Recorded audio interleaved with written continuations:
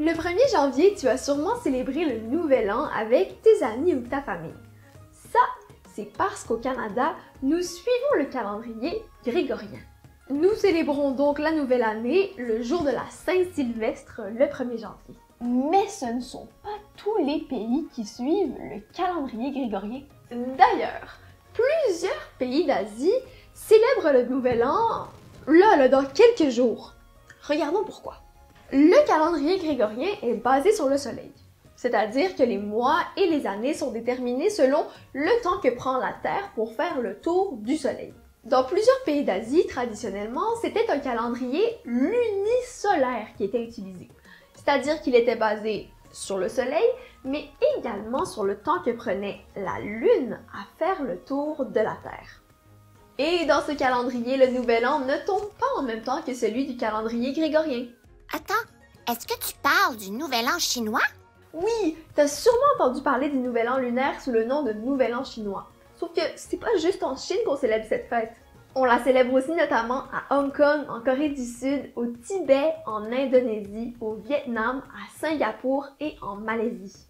Chaque pays utilise un nom différent pour parler de cette fête, mais on dit généralement Nouvel An lunaire ou Fête du printemps pour y faire référence. Et la date, elle change chaque année en fonction de la lune, mais c'est généralement entre le 21 janvier et le 20 février. Une histoire de tradition. De nos jours, la Chine utilise le calendrier grégorien comme la plupart des pays du monde, mais elle continue à célébrer la fête du printemps par tradition.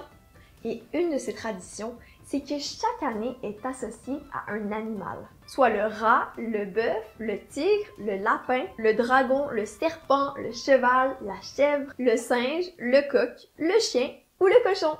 Moi, par exemple, je suis née l'année du tigre. Pourquoi chaque année est un animal?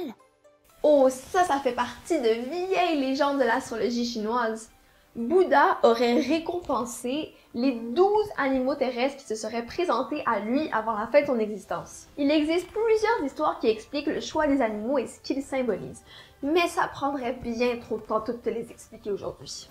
En plus, il y a plein d'autres traditions qui sont reliées au Nouvel An lunaire. En Chine, la fête du printemps dure 40 jours. Et le soir du réveillon, on se réunit en famille, on porte du rouge et on allume des pétards pour faire fuir Nian, un monstre terrifiant.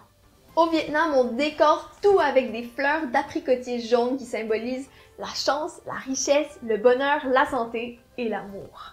En Corée, on prépare un bouillon de gâteau au riz et on rend hommage à ses ancêtres. Chaque pays a une longue liste de traditions pour célébrer cette fête la plus importante de l'année.